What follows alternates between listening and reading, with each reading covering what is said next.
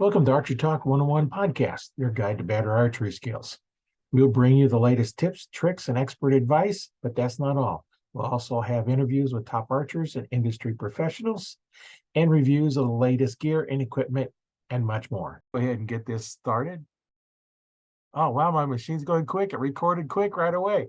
Hey, we're going to be talking archery today with Jeff, and we're going to have a nice, exciting conversation going on here. We're going to learn a lot about archery, and we'll go from there. My name is Roy Canterbury. I'm your host today on Archery Talk 101, and just to let those listening, you can listen to the podcast on Spotify as well as go out to Audible.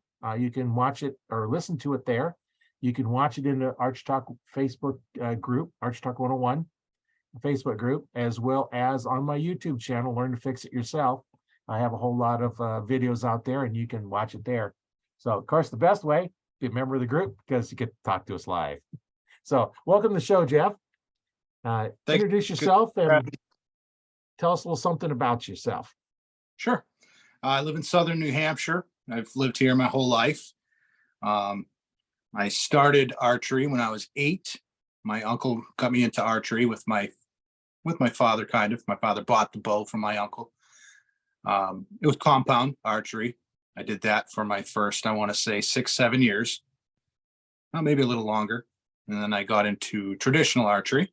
I saw a longbow hanging up on my local compound archers dealer's wall. And he gave it to me real cheap and tried it out and have been in love with traditional archery ever since. So 42 years now shooting. That's a ways, a long time to be shooting archery. And, I started in the 60s when I was about, that age and, I'm 68 now. So I've been shooting for, well over 50 years and, not constantly, but, pretty steady. And, there's times when I was off of it, but hey, you never lose the knack or desire to shoot. Once you're an archer, you're always an archer, right? Yeah, you are. Absolutely. I think so. For me, I got a passion that runs deep, and I think I really got into that and baseball when I was a child, and I kind of put my whole energies into that. And I don't want to say I excelled, but I had a lot of fun, and I think that's what grew the passion more and more over the years. Yeah, if you're having fun, then that's the biggest part of it. If you're not having fun, you're not going to put in the work to get good at it. At least if you're having fun, you can you don't mind putting the time in to improve your skills, and we're always improving our skills. Absolutely, archery is a great community for camaraderie, friends, bringing in family and friends that are from the outside or making friends in the community. I've not really met a bad apple, nobody I can't work around anyways, and yeah, become friends with. It's different on each side of archery. Compound archery, I used to be a gearhead. I used to love to buy the next new gadget and try it on the bow, and in my teen years and stuff, I used to love saving up my allowance and going out and buying the new sights or the new rest for my bows. And then once I got into the traditional, I started bouncing around again. I was always going from longbow to recurve and kind of went cyclical, went to primitive archery, and then got back to, I just kind of go in a circle. I have a compound hanging on the wall. I don't use it barely. Had to use it a few years back when I got a hernia. I think it was 7 or 8 years ago for one season. And then I jumped right back to the next season with the traditional. But it's still there just in case. I love the looks of it. It's an 1990 Bear Grizzly 6 compound. Oh, yeah, that's a pretty old one. Oh yeah, it's like a 40-inch axle to axle. Yeah. Yeah, you can still shoot those fingers.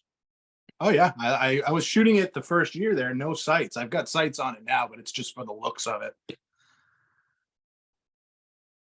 Yeah, I know there's people that use the compounds without sights, and now with the shorter and shorter bows, you can't shoot them fingers because they're just too short, and you got to use the release.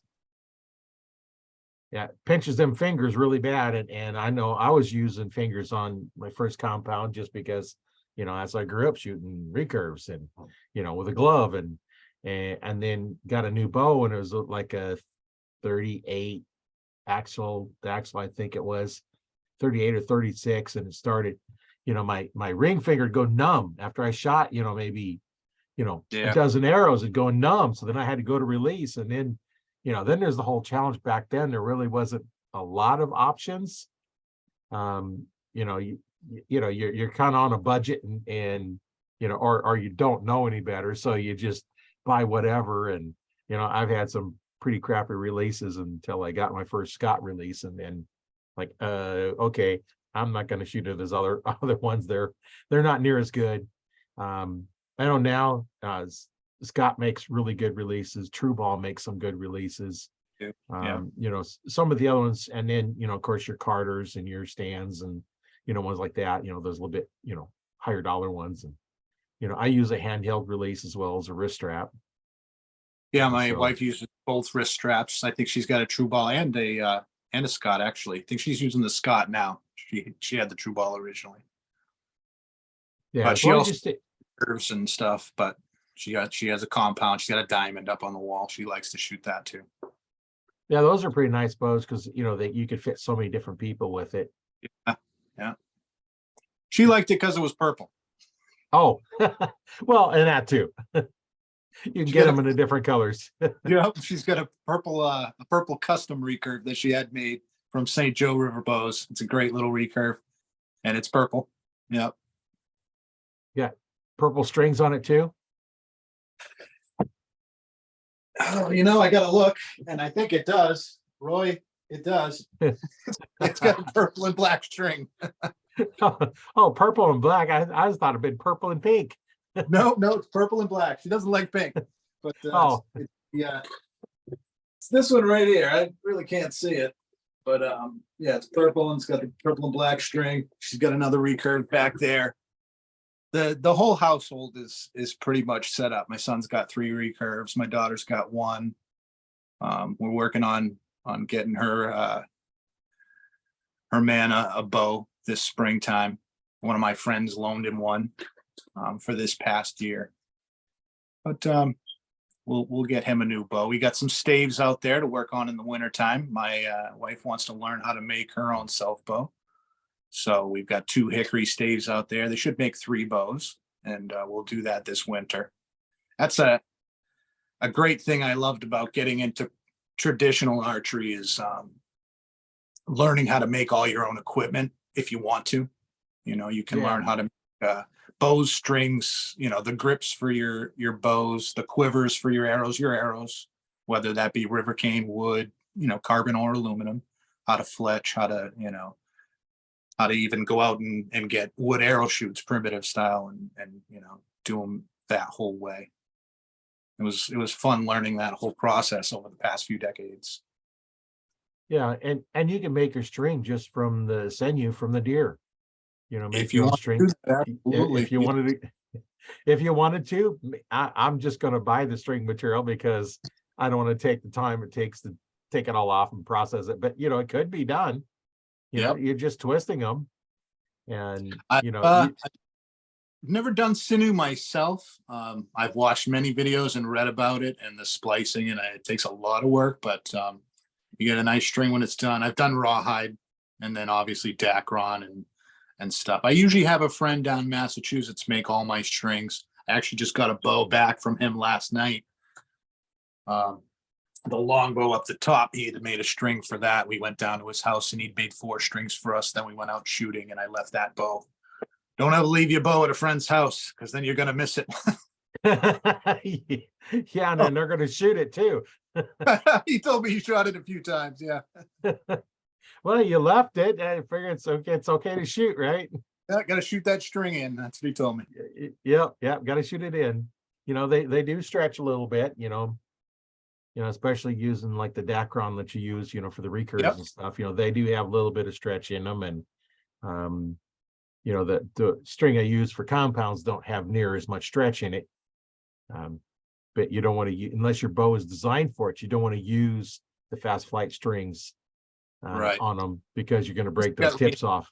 Yeah, unless you got reinforced tips and the whatnot. Yeah. And it's just easier to use the string design for long bows and recurves, and I got My plenty of both. buddy's a couple hours away from us now, and I think we're going to start making our own strings. So we'll probably make a string jig this year along with the bows that we make, and the arrows for her, to fit her bow. And we got a few other projects, a little homemade wall spine arrow tester. I had a big yeah? table one. Yeah, I got rid of that one, and we found a little article to make one that hangs on the wall. So we're gonna do that. We got a few projects written down for the wintertime after hunting season. You gonna start making Flemish twist strings or just regular? Yeah, just for us, for the home. For my self bows, I usually make just a regular tillering string out of Dacron, and then I'll use a timber hitch and I'll just shoot it that way. But my buddy Kevin made me a string for my latest self bow, and there's no movement in it. Sometimes when you have a timber hitch in it, you'll have a 1/4 inch this way or 1/4 inch that way, and you got to kind of make an adjustment. There's no adjustments after the string stretches, now that I've got the new one. So we're going to do it here. I make arrows here and do everything else for all our traditional bows. So why not do the strings here too? Yeah, it's the only thing left. And it's been a long, long time since I made a Flemish twist string, but I've made them, and it's kind of interesting. Now I don't know if my hands would take all the twisting it takes to make one. Yeah, because you're doing a lot of twisting and twisting and twisting and twisting, and back when I was doing it probably some 20 years ago, it was it's harder on your hands then, and 20 years later, I don't know if I want to make a Flemish twist. I have the jig to make the other ones. Yeah, I have the jig to make strings. I can make well over 100 and some inch string if I wanted to. I got the string jig. I got 2 bars. I got the regular one that come with it, which wouldn't work for single cam strings. So I have an extra longer one, so I can make the longer strings if I need to. But for the recurs, you just use the small one. When I had it set up at shop, I just had the big one. I just never bothered using the little one because didn't need it. I could always shorten them up. I couldn't make them longer. So yeah, I've made lots of strings, and I use the BCY string materials. What I use most. That's most what I have. I got a few rolls of Brownell, but they're the old ones, not the newer style ones. From what I'm reading, they don't seem like they're as good of materials they used to be, the Brownell. But I've always had good luck with the BCY, and they make so many different colors, and now they even got more colors now. And I think I probably got a couple dozen different colors in both the B50 and the 8125 is what I use for the compounds, and all kinds of weird color combinations. And I was trying to do up some, and I actually made up some sample colors. This one here is a copper and a mountain berry, and blue and copper, pink and purple, like a black and I think it's copper, fluorescent green and black, where you can actually see them. And then here's a pink and fluorescent green. And then what is that one? That one is 3 different colors. Okay, 3 different colors on that one. I got a 3 different color one on my recurve. It came out kind of neat. It's just camouflage. Mountain black. I think it's black and like copper, something like that. That's nice. I was doing some training videos on how to do different things, and I was making up some sample different ones, like, okay, what color should I use on this bow? And I made a whole bunch of different samples and say, okay, which color should I use? And I'm not too much for flashy colors, and there's a whole bunch of other ones that, there's silvers, and of course the normal traditional colors. And and I had my store, I was making strings. Somebody come in, well, they need a string. So what color? Black. No, you can't have an all black. Unless your bow's all black, you can't have an all black string. You got to have something else. You got to pick No some colors. ninja strings. No solid black strings. No, not doing it. Any other color I'll do solid, but not black. Those are the ones you buy at Bass Pro Shops, the solid black endless loop ones. Right. Yeah, it's like I no, have wanted let's. to try the endless loop on the Howard Hill style bow, the ASL that I have up there. Apparently that was what he had used back in the day. And I've seen a couple of comments on Facebook that it's kind of a string that you should try out using, might be a little better than the Flemish twist. So I'm going to give it a whirl in the next couple months, maybe after hunting season probably passes. Yeah, there's so many options on making strings. Let your imagination go. I took one string. It was green and red, and I, instead of normally you twist it around. Well, I took and I twisted the two colors and I folded them inside itself, so that it twisted each side separately, and it formed little V's on the string. Oh yeah. So that's pretty cool. And I heard you talking about that on one of your podcasts. Actually, yeah. Buddy of mine had his bow stolen, and I says, "Well, look at the string. It's green and red, forms little V's on the string." Yeah, I made that string. That's his bow. And then I took a 3-color one, and I braided them, the 3 colors, on one of my hunting bow, for quite a while. It was on there until it finally broke. And, I hadn't been shooting it in a while, and it's like, well, I know I needed to replace it a couple years later, and hadn't got to it yet, and ended up breaking in the case. It's like, oh, okay, I guess got to make a new one now. But it's the part of the traditional archery that I love the most. You make your own strings, your own whatever breaks. You can pretty much fix it. I got a bow on the wall over there that got slammed in a car door. It's a sentimental bow. I've hung it up now, but I did shoot it like 600, 700, 800 shots just to make sure it would hold up. But I literally repaired that with furniture thread, epoxy, and super glue.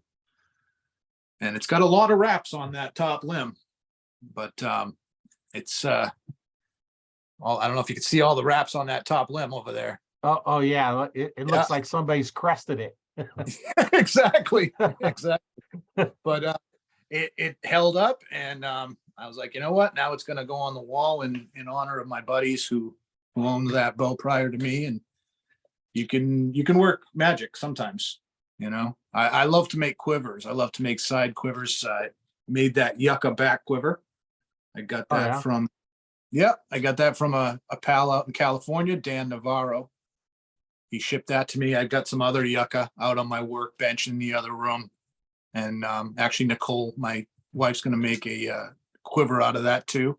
A hip quiver she wants to make for her bow to go along with that. But I like back quivers, side quivers, whatever I can get my hands on. If I'm in front of the TV or if I'm listening to a podcast or a record on the record player, then I'll just make my hands busy, if I'm not out in the woods. That's kind of the stinky part about living in the city is if you can't get out to the woods, you're stuck here. So you can't shoot in your backyard, So we've had people get in trouble of shooting in the city, shooting in city limits. Yeah. Some places get a little upset about it, but when you think about it, it's not always the safest place to shoot, because you can't always tell exactly where the arrow's going to go. And I had a bow one time and shooting compound at the indoor range, and I'm drawn back about halfway back, and the head of the release broke off. Oh, and sent the arrow up into the ductwork. So it sent it up, and I wasn't pointing up. I don't, not one of those that draw up in the air and pull down and use my weak muscles to draw the bow. I lean a little bit forward and I'm pushing out, and it broke. And it just that break, it just sent that arrow up, and who knows how far that would have went because the release broke. Wow. The head of it come off. Rest. And, yeah. I was only about halfway back, and it just launched it up into the air, and put a hole in the ductwork, and that's when they're shooting aluminum arrows. So there's 25-12, so it's nice big 1/4 inch hole. Yeah, not like the little carbons and the little bitty holes, but no, this is probably about the fattest arrow you can get. I don't know if they made anything bigger than 25s, but in aluminum days.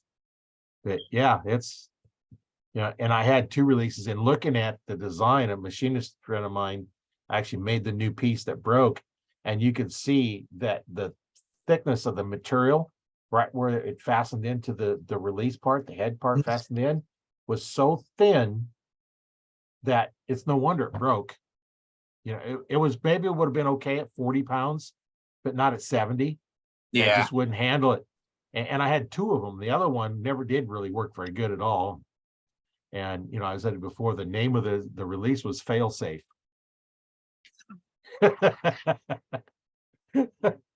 It had fail in the name of it, so yeah, it failed. So Wow. I still got that release, as well as the one that we fixed the new piece for it, and they're just sitting there. I don't think Well, I'd even let anybody use them. thank goodness it was in the league and it wasn't out, at a shoot or a tournament outside. Yeah, because they just set it in the ductwork. Otherwise, it could have went who knows where.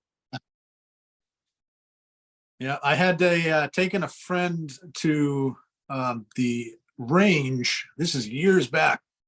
It was his first day shooting, and almost his first arrow. He had showed me, and a couple other friends had showed him how to shoot and whatnot. And he had like this very lightweight bow, but he also had that habit. I'm not sure if he saw some other archers start the sky draw, whatnot.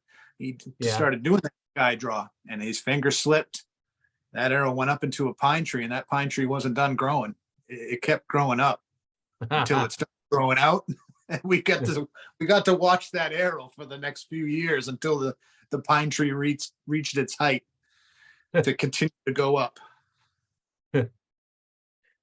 Yeah, I don't know why people do that, because this one of the weakest muscles you have is pulling down with your arm, and that's what they're doing. You're pulling down with the arm, and that's weak. It don't take, you got to be super, super strong for anybody. Just a kid can keep you from throwing your arm down. And why are you going to try and draw a bow with the weak muscles and pull down on it, when you can push forward and be really strong? And, I've gone over that many times on what part of your hand you should be pushing with. And we don't go over it again. Just listen to, any of the podcasts, we kind of go over it. But yeah, it's amazing, some of the stuff that you see people doing, and it's like, okay, 1, it's not safe. 2, you're working way too hard. Yeah, you got to do your best that when you see something like that, you point it out and you be like, look, this is how we do it. And that's why we don't do that. So, and then you get them working out in the right direction. And he ended up, becoming fairly decent. He gave it up. He gave up archery, but he didn't sky draw after that. Yeah. Like, how many arrows you want to put in trees? Watch them grow up and up and up. Yeah, it's crazy, when some of the things that you see people doing. And I don't like to just go up and say, hey, let me make you shoot better. And and that's why when I had my 3D rig on, I kept my NFA archery instructor patch on it. I figured if somebody's interested, they see the patch, know I'm an instructor, they can ask. Yeah, that's actually a great idea. I've already Yeah. learned something off of your podcast, after 42 years. And I've known this before, especially shooting other bows that were more of my favorite bows, and I really wanted to do well with them. But you said we've only got 2 things to worry about: storing energy and aiming. Yeah, that's it. And when I put that together with my self bow, because I was shooting my self bow native style, I was snap shooting it, bringing it back, and as soon as I hit my face, I'd release. And 10 yards, 12 yards, I was doing well. But anything beyond that, my groups just got out to, the 10-inch, 12-inch area, which was too much. Started actually coming to an anchor. and just scrapped shooting, snap shooting, and said, all right, well, I'm going to store that energy and I'm going to aim. And all of a sudden, I gained like 5 yards on my effective shooting range. You know, I got to give a lot of credit as well to a friend, Eric Lockwat. We've been shooting this year, a few shoots together, and he saw me struggling. He asked me why, and I told him, I just don't want to shoot this way with this bow. And he's like, you might want to try it. And I tried it the next go around, and boy, my score improved by 40 points. And I was like, thank you so much. Thank you very much. Yeah. Sometimes just take somebody else watching what you're doing and say, hey, why are you doing it this way? And ask all the questions. Next thing you know, it's like, why am I doing it that way? I think that's how you get to be, that's at least in this sport, you can get to be a lot better by shooting with friends, family members, or fellow competitors, because we all like to kind of see each other succeed, even if you are competing against that next guy or next girl, especially when you're friends, Right. And I've become friends with Eric this year, and online a couple other gents that I've shot with, and it's good to get out there. I hadn't been out except for with my son and a couple other of my work friends over like the past 10 years. We'd go to maybe 3 to 5 3D shoots a year, and just have fun. No competition like it used to be. And just have a good time. Now we're kind of getting back into, I don't want to say the competitive side, but we're going to be going, my wife and I, and hopefully our son, every other weekend next year, back on the 3D circuit. It was something that I had done for, 2 to 3 decades, and then I'd stopped the last 10 years to raise the fam and do that. But we always still had, archery at least once a week. We'd go to the range and whatnot, or we were doing something in the house.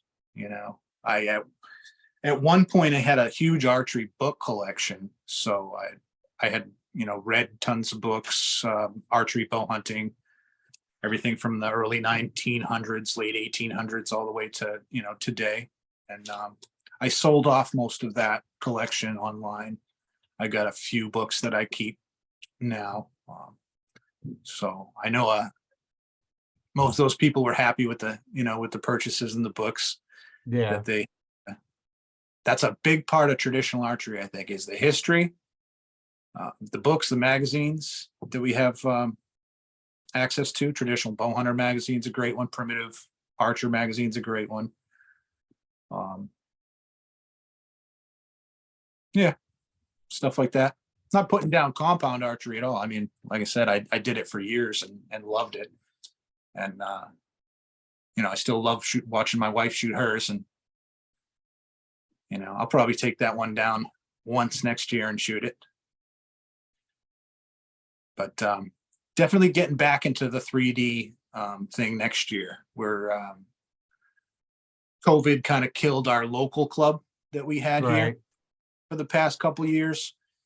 And we're getting that. We had a meeting actually last night, a few of us, about getting that restarted, having a winter spring shoot in 2024. So hopefully that's going to get the ball rolling, get more of the guys and gals that are online on the Facebook archery things that are local, but kind of don't go to the, we have a Granite State Bow Hunters here in New Hampshire, and it's probably like 99% compound, 1% traditional. So those traditional people, they don't go out too often to those shoots, it's too bad, because then we don't get to meet them. They don't get to meet us. We don't get to have that camaraderie and fun, but we do online, we'll talk to each other online and whatnot. But hopefully we can have some more shoots that are all traditional so that they can, feel more comfortable to get out there and shoot with us, bring their recurve bows and self bows out there.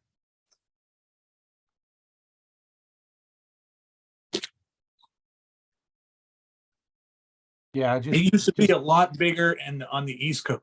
Excuse me. It used to be a lot bigger on the East Coast than it is now. It's archery 3Ds are a lot bigger down south and out west than they are here on the East Coast. I remember in the 80s when I was 8, when I first began, there was tons of people all the time showing up to all the shoots. My uncle was a great shooter. He was a state champion a few times. I've been a flash in the pan over the years a couple of times. I did well. I placed third in the state champs a couple of times over the years. And then at some all traditional, tournaments, I'd place in the top 3 or the top 5. But mostly I was always tailing my buddies, the group that I used to shoot with. One of my friends, my old friends, he stopped shooting since, but his name was Harry Hubbard. He's like, I'm not going to teach you how to shoot, Jeff. This is when I very first started traditional. He's like, but how did he put it? You become who you hang around with. There you go. So wise words. So in one way, he was telling me, hang around with us, watch us shoot. You're going to pick up how to shoot good. And he was right. I'm not excellent like them, but I did become a lot better just by watching them. My other friend in that group, Kevin Coleman, he took the mentoring, of how to shoot this, how to shoot that, how to do this, how to do that to the next level with myself. And I'm very thankful to him. I would probably put him as my main mentor throughout archery. I've had a few, I've had the pleasure of working kind of like a part-time gig years and years back. We used to have a all traditional archery shop. We used to have 2 actually in New Hampshire. But one was a couple who ran it up in Allenstown. And I used to work for them like maybe 1 day a week or something like that. And then I'd disappear for a while and come back and they would teach me, what they knew. And I would spine arrows for them, weigh arrows for them. And they'd give me deals and discounts on equipment and whatnot. And that was when I was really getting into books, and they had all the greatest books, that's Ray and Renee Grenier. They used to own Lost Nation Archery out of New Hampshire. Now Lost Nation Archery is out of Montana, I believe. I think it's out west. I know that. And we used to have another archery. That guy closed down, I want to say a few years before Lost Nation, actually. But that's a shooting family. They are, Ray was a black bear hunter for years and years and years. Always successful. His sons, Kevin and Chris, are fantastic shooters. I think Chris is a pro staff for a saddle company now, for a tree saddle company. Kevin was probably, I want to say Kevin Grenier, Ray and Ray's son, was probably the best shot I ever shot with on a 3D course. I mean, he'd just have fun and he'd go out and shoot a 270, 280, just not even not even worried about the scorecard. It was amazing to shoot with him. Yeah, But, I've been with people that, just amazing shots like that. And I got one friend that he can tell you how he shot every one on the course. I had trouble remembering what I did on the last target, let alone all of my shot, 40 arrows. that's this guy. Yeah. Like he could tell me how he shot every arrow, and the distance it was and all that. And it's like, I'm lucky to remember how I shot the last target, let alone, what I'm shooting, So I guess I just never was that deep into analyzing every shot. And, I make the shot, it's done. I can't change it. Next. Next shot. Next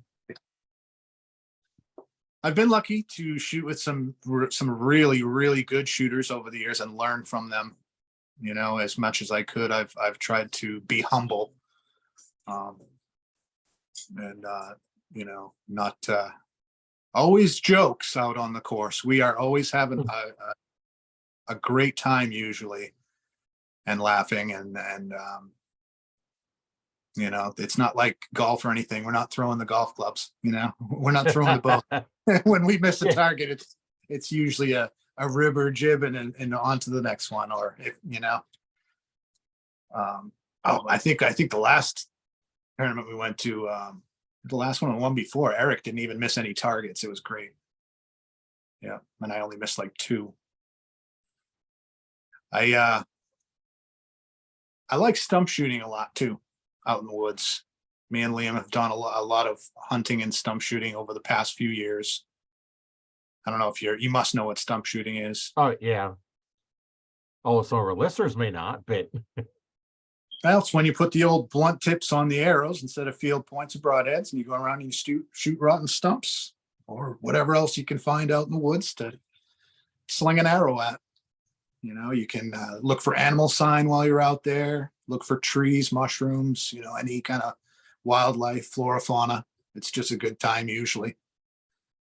just pick out a leaf or something and take a shot at it. Yeah.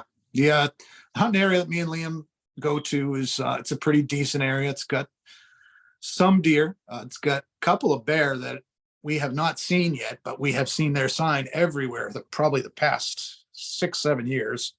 We saw a moose 2 years ago. Big moose. Oh, yeah? Yeah, he was a 30-40 incher.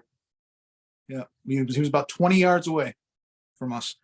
We That was don't nice. get moose down here too often. And when No. they do, they got something's wrong with them because they don't just normally come down here this far, far south. They're just, if they are, they got some disease or something, and they're just lost and they're just roaming and headed south and just kept going and because we don't have moose here in Nebraska. It's down in southern New Hampshire, we don't see them too often. Like that one area that Liam and I go to, we do see moose pellets, and we'll see a track every now and then, but we go there 3, 4, 5 times, maybe the 6th time we'll see some moose sign. It's infrequent. So for us to see that was something. We heard them coming from probably 30-40 yards away through the woods, so we were able to stop, crunch down, and kind of get out of the way of him, and just watch him pass. He was majestic. It was beautiful. Get your camera out and record it on the camera. It was it's lottery in New Hampshire, so we don't that's all we can do is take a picture. Yeah. Well, when you don't have that many of them, then you're not going to have a lot of tags available. And I think if I was going to go moose hunting, I'd go someplace for a little bit better chance of getting a tag where you can pretty much be sure you're going to get a tag. Yep, absolutely. I do like Facebook a lot, and I'm not on the other social medias yet per se. I may jump on them because we're gonna try and get the word out to the club and the new shoots coming up in 2024, and that may help. But I've made so many friends in the past 5-6 years selling off a bear archery collection, all the books that I sold off, knives, other archery equipment. I had thousands and thousands of dollars of archery equipment saved up, and we made the decision to move into a tiny home or mobile home in the near future. Oh, yeah. I was like, you know what? We got to go through all of this stuff and get rid of it. Don't fit on the workbench or on the wall, then it's got to go. Yeah, and sometimes you got to do that way online. People all over the place. I've shipped to Canada, Alaska, all over the lower US. I haven't shipped across. I don't think I've shipped across the pond, but I've bought from across the pond. I bought from Britain. There's Sagittarius Archery. Rod Harris over there. I bought one of the nicest quivers that I'd ever had from him. He makes Howard Hill style longbows, ASLs, American Semi longbows. They're real nice. I haven't shot one yet per se. I am on the list for another custom longbow. I've had quite a few of those over the past years, and having trouble finding the perfect one. I've got close to the perfect one on my wall, but I'm still looking. I think that's the eternal search for a traditional archer, is finding that Yeah, perfect, you know? that bow that fits you just perfectly, and you know, just like it's part of you. And I shot one of the most perfect bows I think I ever shot was a Bob Lee recurve. I ended up selling that. I don't remember why. But it was, thinking back, it was definitely a bad sale, a bad sale. I should have kept that bow. That would probably have been the best recurve I ever shot. I'd say the best longbow I'd ever shot was that one I've got on my wall, or a St. Patrick's Lake longbow. Eric Hoff over there makes a fantastic bow. There's some other great ASL, Howard Hill style longbow makers out there. It's probably a top 5 or top 10 out there. I only tried 4 or 5, but I'm definitely picky when it comes to my grip. I have yeah. small hands, but I like a bigger grip. Oh You yeah. know, yeah, I don't like that knife style grip that's really thin. So I'm on the list to get a Donnie Wilkerson. I think it's Creekwalker Trading Post is the name of his company. And I've had a quiver made from him in the past, and it was the best bow quiver I've ever had, bar none. And I'll get another 1 or 2 from him, but he's now making bows, so I'm going to try a bow from him as well. Very good. Yeah, that's a problem. It's just like in all archery, from compounds to traditional bows. We're always wanting to buy the next greatest thing or try it out. It's tough. Yeah, the 2 bows that I shoot, one's a 2001, one's a 2003, and Wow. then I have I think it's 2015 bear that I bought when I was at Cabela's.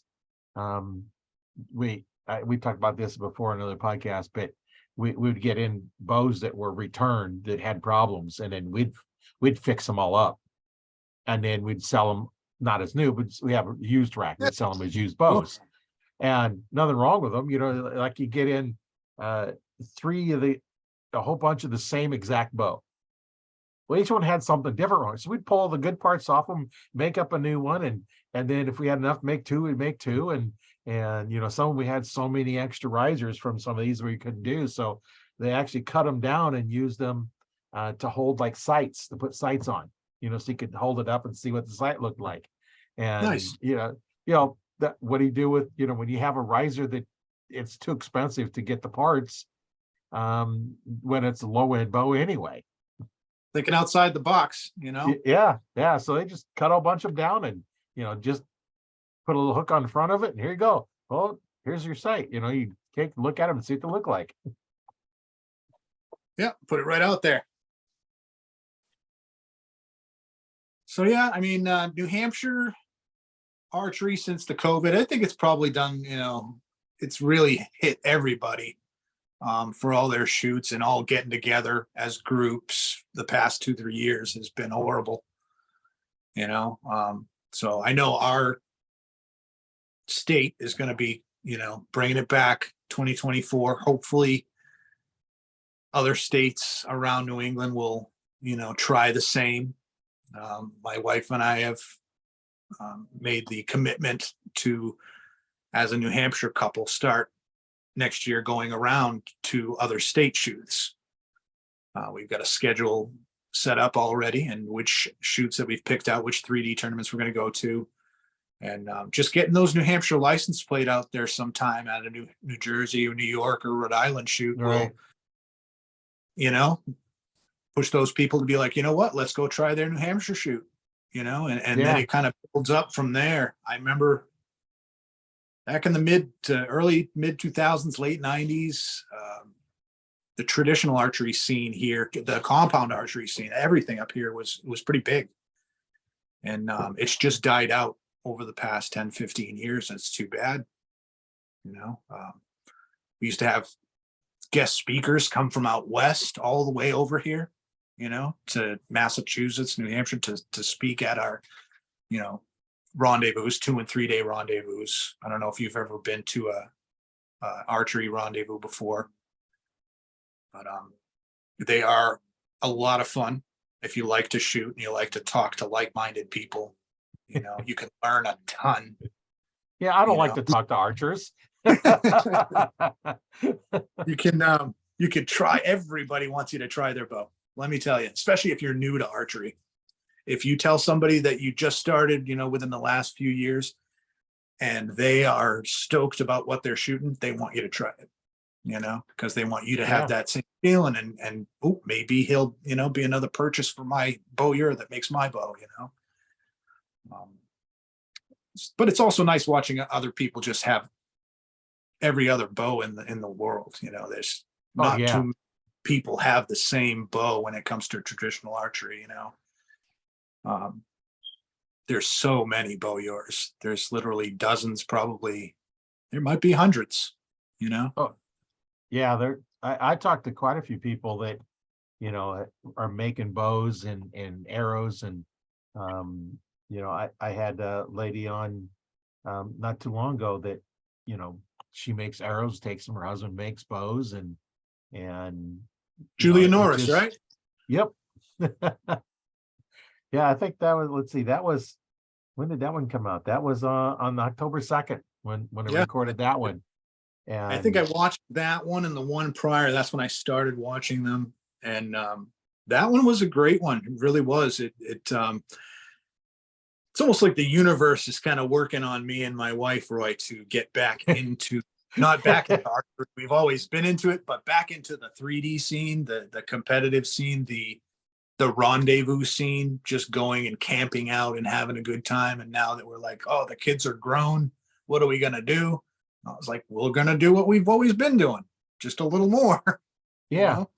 And when she spoke, Julia, it was hitting. I don't make laminated bows, but I know how I have the knowledge to make self bows. I've made a couple of dozen.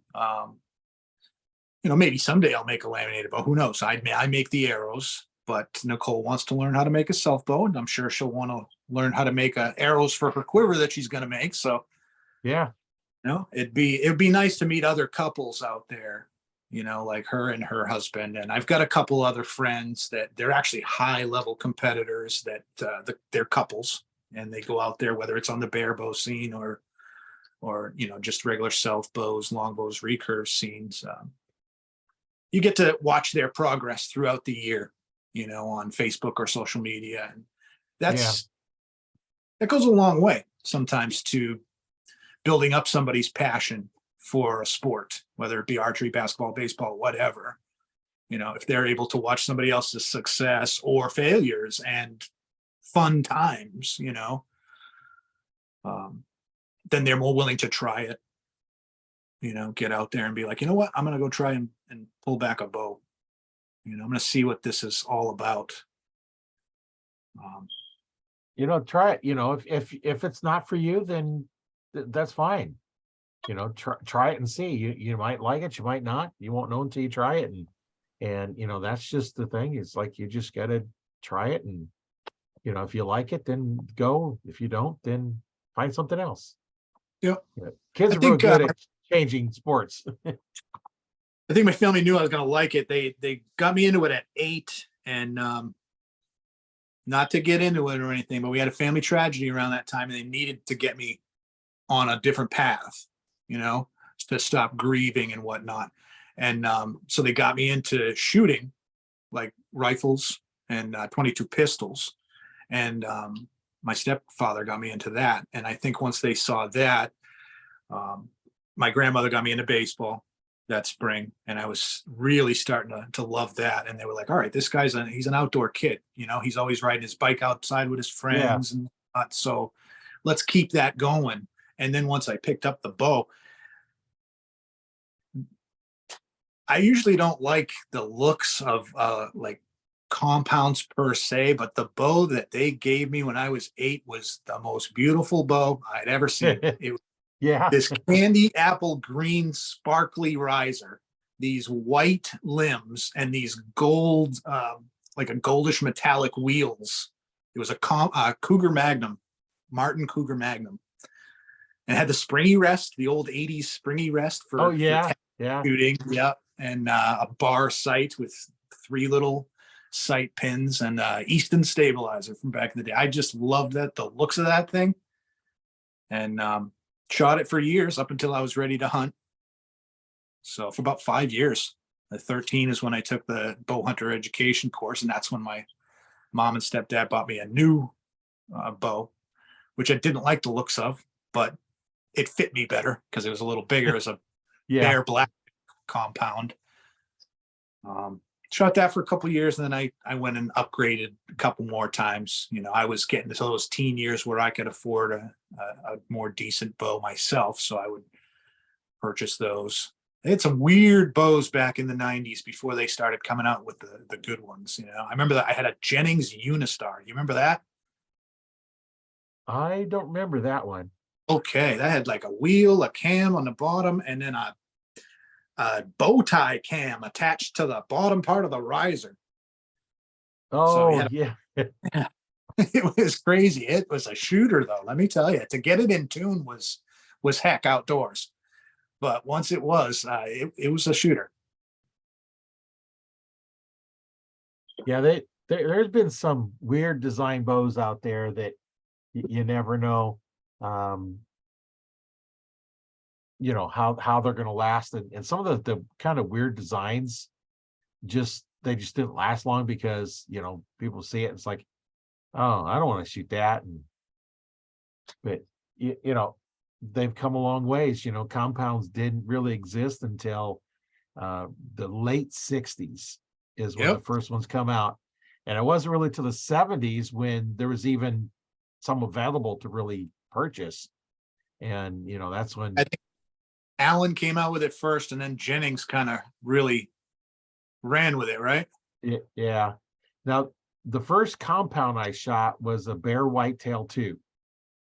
My brother had Okay. bought it. I shot Yep. that. That was kind of weird. It had all these little cables and stuff running all over the place. And, I shot it okay. And then I got my first bow that I bought was American Challenger. And I shot that for a while until one day I was getting ready for hunting season, going through making sure everything's all there, and my sight's off and off, and it just every time I shot this off. And so finally I just, okay, I'm going to reset, go right up close, and I'm holding the bottom half of the bow in my hand, the other half's kind of smacked me in the chest. The riser broke. Riser broke in half. That's Ouch. when they were poured risers back then, Okay. and Yep. High Country had bought them out. So I got a hold of them, and they sent me new High Country, and I get this thing in, and the stickers on them are all just cracked and just crappy. So they sent some new ones in, and they were just as bad. And and then there was just all kinds of trouble with it. And finally I had one of the pro shops here, had to make them a High Country dealer in order to get the new limbs in so they could put them on. And I just traded it off for my first PSE. I forget which model it was now. It's been a while. And I shot that for quite a while. And then I saved up and then bought a Matthews Q2.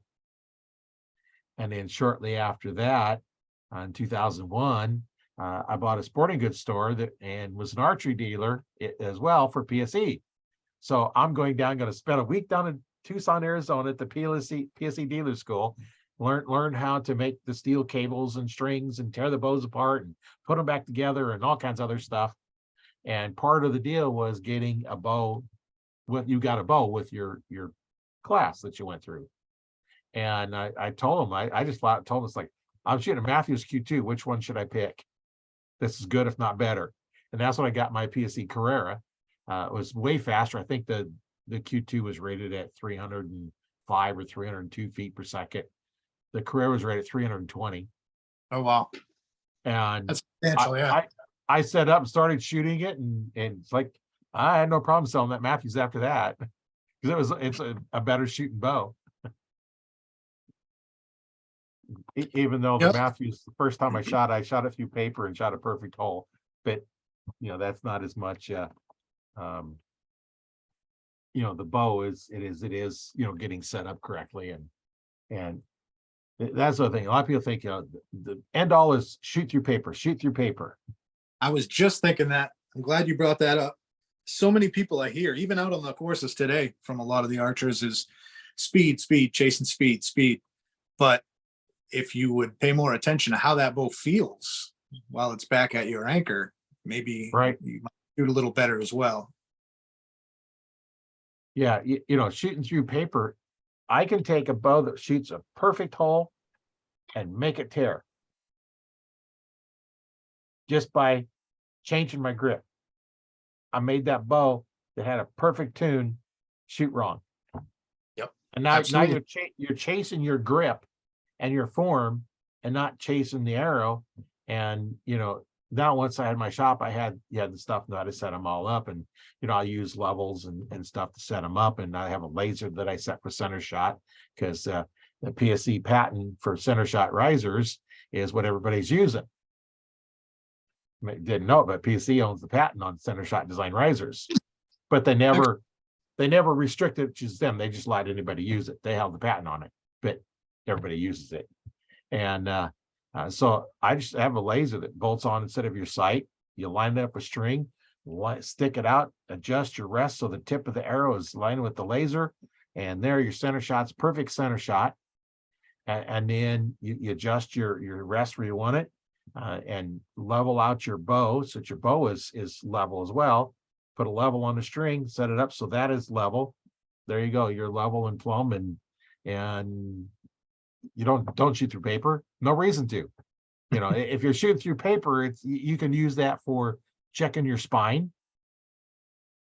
Because what'll happen if you shoot for paper at different distances, and so you get a high tear, a low tear, or a left tear and a right tear, and it changes the distance. That's your arrow doing one of these, wobbling back and forth. Good indication it's an underspined arrow. So Yep, absolutely. It's a different game, tuning wise, slightly from compound to traditional, but there's tuning just the same. A couple years ago when I bought the compound, I actually had to go out and buy Chuck Adams's old book where he has that great paragraph on tuning. I had remembered it from so long ago when I had compounds. I was like, oh, I know just where to go for this. So I bought the book, and I was like, and within 5-10 minutes of reading it, I remembered everything. And I was like, oh, why did I forget that? When I tuned it up, and I was lucky enough. I got some, you might remember those. Do you remember JDA arrows, Jim Doherty arrows? Jim Doherty archeries? I don't remember those. Yeah, they're old school. These are probably in the late 70s, early 80s. They're silver, platinum blue kind of. I'm looking at them on the wall. They're real nice arrows. They had a camo version too. Yeah, this was after, I think, it might have been when he was still with Pearson Archery. It might have been. So. Yeah, I remember the old Game Getters, a solid green arrow, and our Game Getters had the first probably 6 or 8 inches was silver, because it shot so much the anodizing came off. Yep, I actually traded some of those to my buddy Kevin Coleman last night. I traded him a rattlesnake skin, couple rattlesnake skins, and a whole slew of Game Getters, Super Slam, all 2018s that he needed. And I got a whole bunch of goose fletches, Canadian goose fletches to use for future project. And so we were both excited to do that trade. And that's a lot of things in archery as well, is you can do a lot of trading in community. Oh yeah. I don't know, dozens of times online, I've just shipped out an item and gotten an item in return. No monetary, thing, no money changing hands, I just got to thank God that I stopped all my transactions this year, because the government's thing with, watching out how much PayPal you bring in money wise. You can only bring in a certain amount before they're going to tax you. If they taxed me the last 3 to 4 years, I would be buried. Yep. I mean, when I had sold off, I think I emailed you or did that thing, whatever, when I was filling out the the questionnaire type of thing. I've only got like 10, 15 books left. And then I had about 220. Some of those books were like $500 books. They were unprinted, out of print. They only made 500 or 1,000 of them because it's in the archery community, traditional bow archery. So I made thousands off of that. And it just went right back into the household, taking care of, this and that and whatnot. But I think that the biggest part of that was buying those books and then selling them off again. I made so many friends online. Yeah. It's, as we are moving forward in the years, it's no longer 2010 or 2000 or we're in 2023 going into 2024. People are more antisocial, than they used to be because of the internet, because of all the things they can stay home and play video games. And I've been one of those people in the past to play a couple video games here and there. I haven't in a few years, but yeah, a lot of my friends, I'd call them up and be like, hey, let's go shoot the bows today. We got the family ready. You want to go? And no, I'm going to stay home and game. Or I'm going to stay home and do this. And I can't knock anybody, it's their life and whatnot. But I think the technology has brought us as humans to the point where we're secluding ourselves from other humans more and more. And that's too bad. Yeah. We've actually thought about leaving the state, to get closer to a bigger archery and hunting community, but for now we're going to stay here. My daughter just had her daughter, so I'm a grandfather. 4 months, she's 4 months old, so we're intergenerational living in the apartment right now and helping them with wisdom and whatnot when we can to help take care of the baby. And we enjoy it, but we didn't want to move out of state now. Maybe that'll be 4 years off. Yeah. When you start getting kids and family, it's a little bit harder to move around. It is. Yep. Unless they actually wanted to come with us, which you never know. They may someday. Yeah. I got my daughter's man, for lack of a better word, fiance, I'm not sure, but I got him a job at where I work. And so we both have decent jobs. And if he sticks it out, he'll have a very decent job because he's starting off a lot younger than I did. Yeah. And I was able to work my way up in the company. So I think he'll be able to do the same. We work for an accounts receivable company, one of the biggest on the East Coast, one of the best. And so, yeah, that's that. We're hoping to hit, just to get it out there, we're hoping to hit the Howard Hill Traditional Classic, the Baltimore Bowman Traditional Classic. I think Hawkeye in New York is a place we're looking to hit next year. Florida, the Traditional Archery Society World Championships, we want to make it down to Florida. So yeah, we're gonna hit a lot of shoots next year, see how we can do, and it doesn't matter if we come in last, as long as we're having a blast. Yeah. What's gonna matter. Like Randy and I used to do when we go out. It's like, who got to give it, who had to take it on the way home. Yeah, we didn't care where we come in because we didn't care. Well, I have made a couple new friends that I'm hoping will, want to come along to the shoots with us. You never know, we'll invite them and see what's what. I know my buddy Kevin did say he wants to come along. How long are you gonna be? To a couple.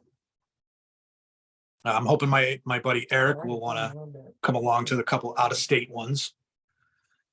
But the out of state shoots were always the funnest. They have novelties at rendezvous that I'm not sure if you know what novelty targets are or novelty shoots. But it's like aerial targets that they toss up, and sometimes they'll have a poker challenge where they'll put a bunch of cards up and you have to shoot cards. Sometimes they'll have a balance beam with milk jugs, and then you have two competitors, and they fill the jugs with water You got to see who gets the water out of their jug first. And it's like a balance beam. Yeah.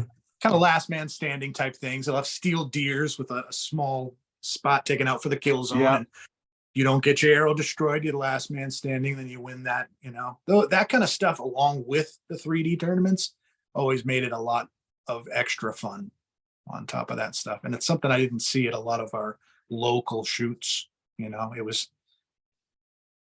the local shoots now have become quite an in and out, type of deal. There's definitely not as many people shooting them as there used to be.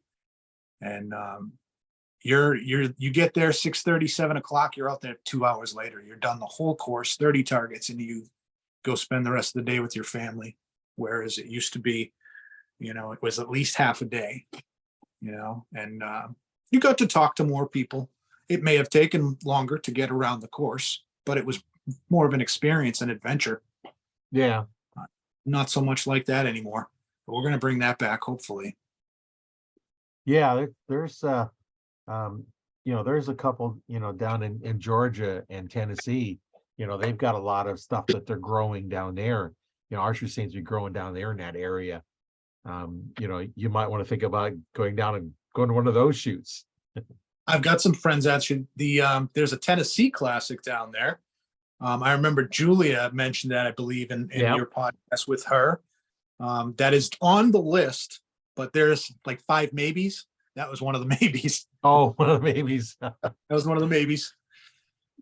There's a couple more. There's one out in Illinois. The Comptons. I'm actually a Comptons member, and they're out in Michigan. They have 2 shoots each year. We've wanted to go a couple of times. We just haven't made it out there. That's where my wife's actually from originally, is Michigan. So she wants to get back there and visit. So I imagine we'll do that, over the next few years as well. There are a lot of 3D shoots for the all traditional guys. You just got to be willing to travel. And but when you do, it's never a bad time. It really has. I've never been to a bad 3D shoot in my life. Never, period. But for an all traditional shoot, they've always been the funnest times. They really have. I've shot really lousy at a couple of them, and it didn't bother me in the least, because I always came away with, a new friendship, something learned, to take me to the next level, maybe, or learned about a new bow that I might want to try out. There's always something out there. Or learn that you want to practice more so you don't lose so many arrows.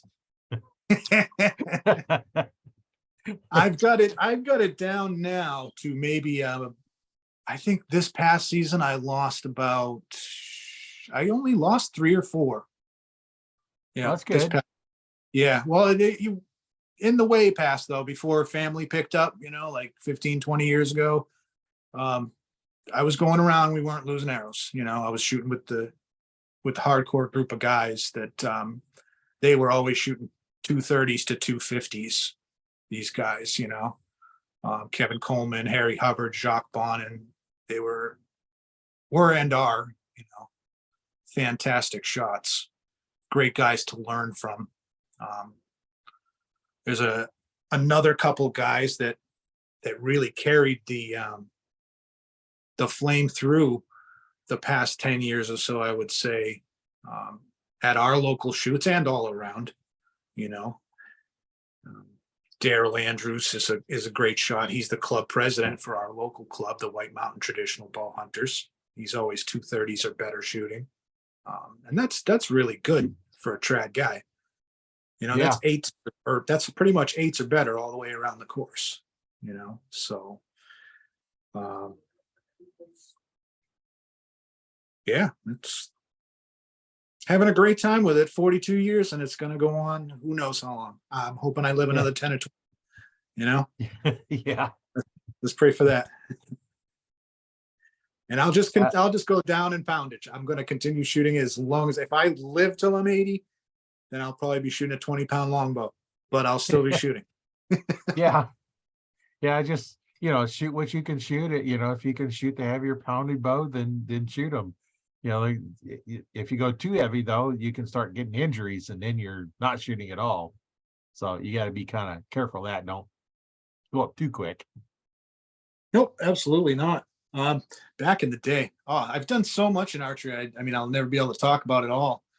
Um, but since you mentioned that, there was time me and my buddy Kevin were practicing to build up our strength. I had bought a Oh yeah. it was a 72-pound longbow. He has it now. Actually, I ended up selling it to him. I shot it for a whole season, and he had me pulling a 60-pounder and a 20-pounder to build up to 80 pounds until I could finally bring it back. I did it. Then I shot that 72-pounder. He was pulling back like 260-pounders. Like literally, we'd stack them next to him in his hand and whoop, whoop, and that's not even comparing to the archers of old, like Howard Hill and other people who had, Yeah. drawn back 120, 140 plus pound bows, you know. But you're right about the shoulder. It's more people I've met that have shot stout recurves and longbows have always had to go down, or they have rotator cuff issues. I was actually reading in one of a book I just ordered. I don't know if I'm going to resell that book or not, but I had just ordered this E. Donald Thomas book, and he was talking about an issue that he had with his shoulder, and that's a guy who had always shot heavy poundage bows. He's a doctor at that too. Yeah. You'd think the doctor would know better, but sometimes they make the worst patients, right? Yeah, he's very eloquent in print, so he spells out exactly why he felt the way he felt going into shooting heavy poundage bows, and he's just using logic and common sense, and that same logic and common sense kicks in when you're a little wiser and a little older, and you can't do what you once did. Now you see the other side of that coin. Yeah. You're like, wait a minute, 56 pounds is definitely plenty enough to kill large game, and Yeah. it feels a heck of a lot better on my shoulder. Yeah. I shoot now 46 pounds. I have the Super Magnum in the back, not Super Magnum, excuse me, the Kodiak, Super Kodiak that I have in the back. It's a factory camo. That bow is 50 plus years old, I want to say. Shoots great. That was 47 pounds at 28. The ASL, my McBroom Custom, is 46 pounds at 28. And I'm only pulling back 27. So it's probably about 44 pounds at my draw length. All of my self bows are right around the 48 to 50 pound mark. So I don't draw back more than 50 pounds anymore. I used to, and it's not due to pain or anything. It's just over the years, I can hold a lighter weight more comfortable. Yeah. When your arm starts, you know the saying, when your arm starts shaking, you're holding too much. Yeah. We used to see that a lot in archery, was that somebody would start out overbowed. They'd get their father's or their uncle's 60-pound recurve, and they'd start shooting that. And they'd have terrible form, and people would try and help them and put a 40-pound bow in that same person's hand, and everything just became a whole lot easier, But yeah, and I've seen some can't even fully draw it back and drawing back and almost getting their hand to their chin instead of drawing back to where they need to be. And you're not really back in, you can't get that back into it. So you can really get that good form. And it's like the perfect word. Go down 5 or 10 pounds, We didn't even know what back tension, well, we knew, but the words weren't around back tension back in the late 90s, early 2000s. Nobody talked about back tension yet, that's why these bare bow shooting people and Olympic archery becoming more and more popular now.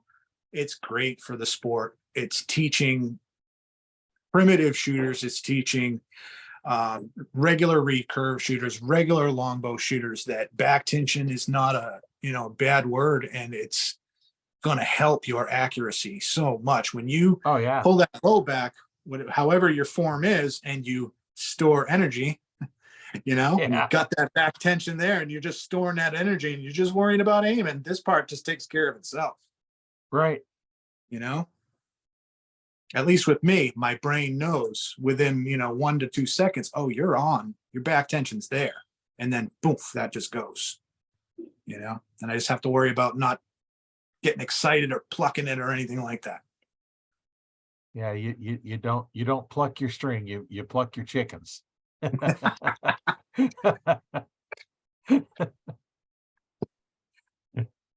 Yep, absolutely. Um, yep, have had some custom bows made over the years. That's a nice, enjoyable thing um, in our aspect of archery. I'm sure you guys can do the same thing. Like I've looked on Onita's website. I wanted to get a Phoenix some years back when they first came out, and you had different options to choose from. Yeah. Your length and your riser and colors and string colors and whatnot. It's a little bit different with longbows and recurves. Like you can choose your clear glass or colored glass. You could choose your riser materials. Anything from zebra wood to regular old maple to Bacote. Anything you want under the sun that's legal to get in the country. Yeah. Because I'm not even sure if Purple Heart and Brazil wood are still legal or if you have to use what's already over here. I'm not sure, but you can get Yeah, I whatever don't you. know. And like I said, there's so many bowyers across the country that just have been making bows for decades that are, some of the greatest names across the country making them. And there's new ones coming out each year. So it's fun too. If you don't want to, like, I don't make arm guards. I don't make gloves or tabs. I order all my tabs and arm guards lately. Like I've got a couple custom arm guards that I've had made for me in the past, but I have 2 arm guards now that I had made by Omnivore Homestead, along with all my tabs and Nicole's tabs too. He does a great job of that. He's Mark Harrison and the family down in Florida, but he's on Facebook and they're great to work with. Super turnaround. And you place an order with them. I've got my last name, Battistelli, so my nickname was Batman for the longest time on the archery scene. I've got 2 Batman insignias on my tabs because he can do that. Oh. And he hands to me within like 4 or 5 days. He's like, oh, it might be a couple weeks. I was like, all right, don't worry about it. I paid him, and then I was like, no problem. And then like 4 or 5 days, they were on my doorstep. It was incredible.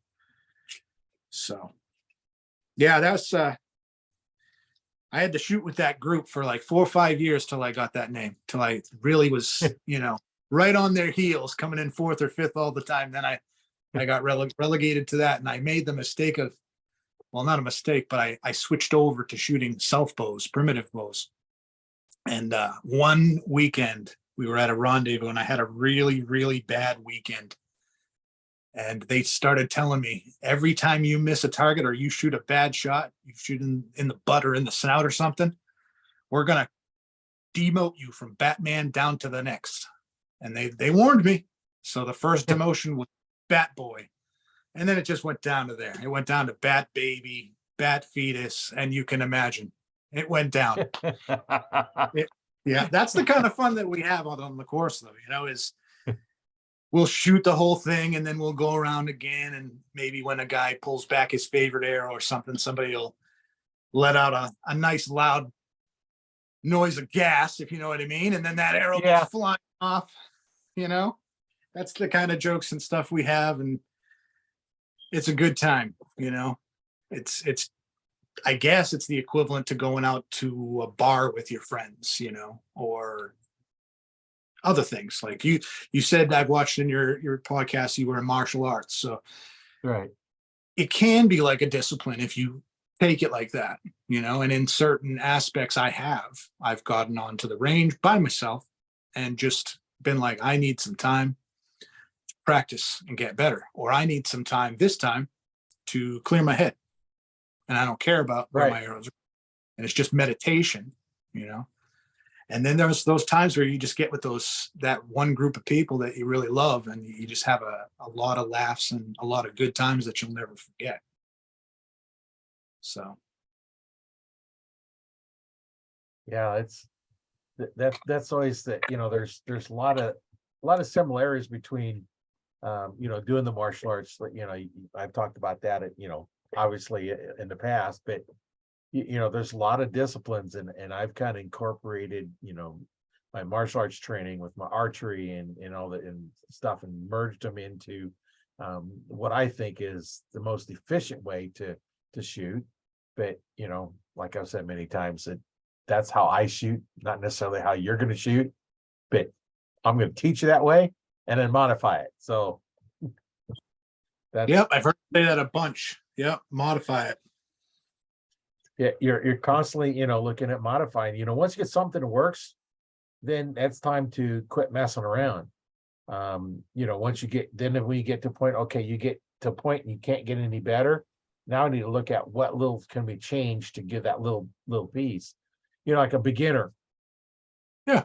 I still teach them the same basic thing, but I'm not going to get as picky on the little minute things because they're not going to understand them yet.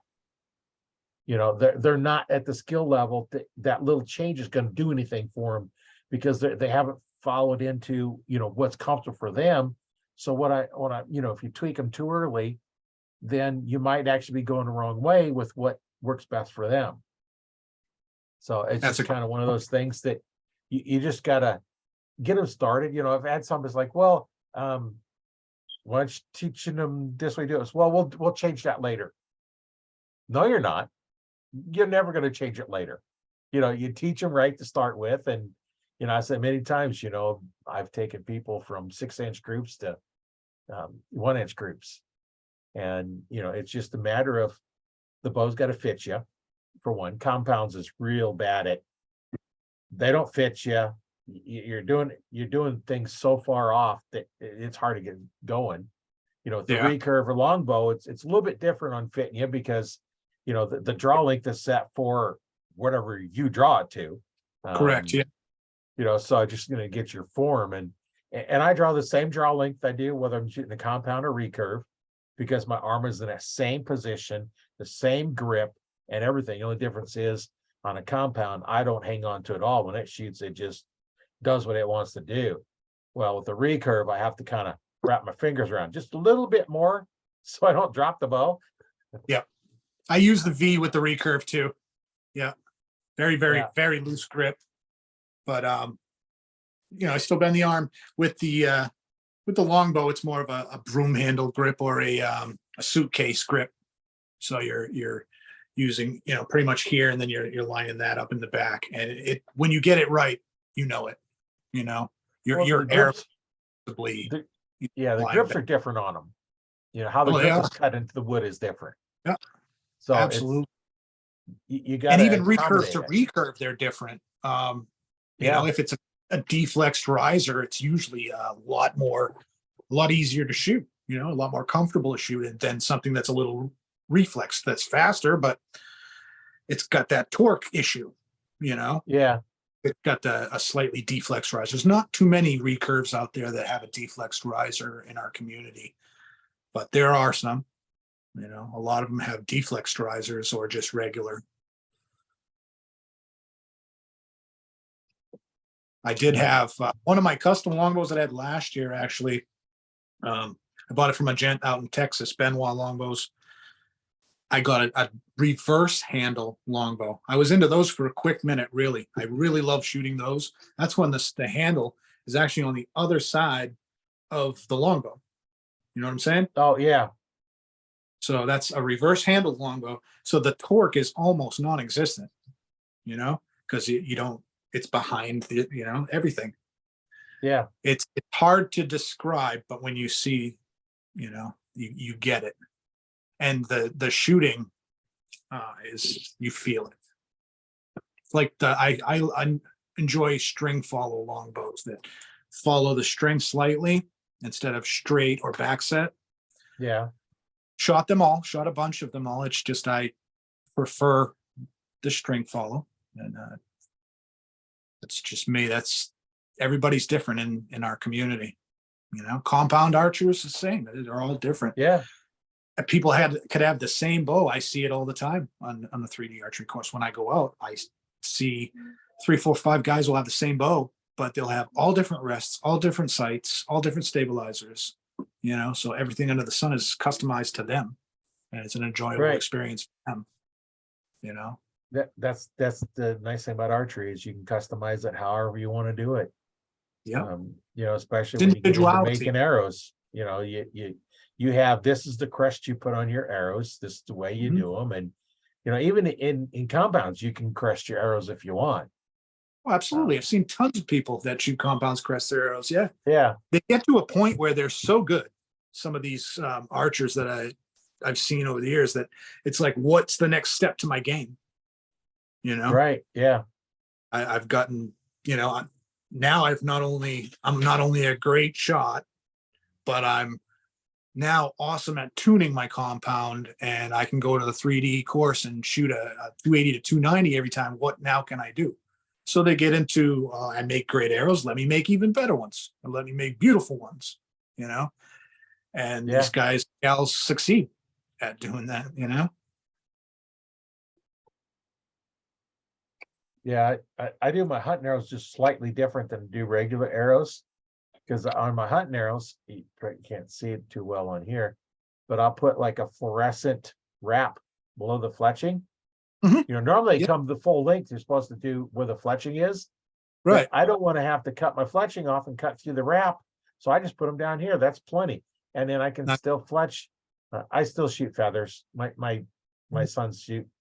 They both shoot feathers. It's because I fletched their arrows and I'm fletching them with feathers. Now, this is one of my son's arrows. It's a gold tip tradition, so it looks like a wood, but it's Yep. not. Love The those. only way you can shoot wood looking arrows is to shoot carbon wood grain arrows, because you put a wood arrow in a compound bow, you're not gonna like the results. No, don't be doing that. Especially, maybe you could have done it with a 1970s or early 80s compound, but not with the speeds they're putting out. That's a bad accident waiting to happen. I had a guy one time says you can't use wood arrows, the compound bow, and he argued with me. And like, dude, your arrows will not take the force that comes out of a compound bow. Even the Yeah. lighter ones, like the old ones that didn't have a lot of speed, you still have that, a little bit more instant. Some of them were just kind of like round wheels. They really wasn't much let off, but still, I wouldn't risk it, because that arrow breaks, it's in your hand or your arm. It's going through it. Absolutely. I've seen a couple bad things, like that. A couple of splinters through the old web here, I Yeah. wrap all of my self bow arrows, all my wood arrows I'm shooting out of my self bow. I wrap them all, and it's all because of a picture actually that I was shown by Kevin Grenier about probably 20 years ago. But if you notice, it wrapped just like primitive arrows. I'll do this with silk on regular arrows that I have like red or orange fletching. I'll do a matching thing, but I shoot off the knuckle, so I don't have a rest when I shoot my self bows. So that feather will never go into that web. But if you don't, and that glue picks up from there, well, you're taking a chance of going to a hospital that way. Oh yeah. Well, what I That do whenever I do feathers, I'll take on the tip of the feather and I'll put a drop of glue. Yep, that's what I do with all mine. Yeah, and then that helps, keep that down. If you don't, then you can get, well, this one needs to get repaired, but the one fletching's coming off. But I always do the drop on the front and back, because there's times when I've had the middle come loose, but the front and back is there. Just lift them up, stick good, and stick them back down, and good.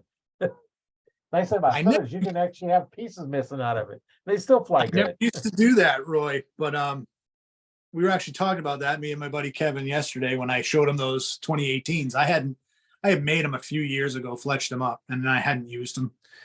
And he's like, "What's up with these? They're the top. You don't put any glue." And I was like, "Well, I didn't on those, blah blah blah." And but I use fletch tape, and now, as of about 2 years ago, I do the front and back, because I would shoot with the fletch tape, and then it started loosening up, and they curl, you know. and they pick up. And I was like, you know what? I never wanted to take the time out to do this, but we're going to do it from now on. So every dozen I make from now on. And since then, they've never lifted. The arrows have never moved. They've been perfectly fine. Even the fletch tape itself, they haven't picked up yet. Been real lucky. Yeah.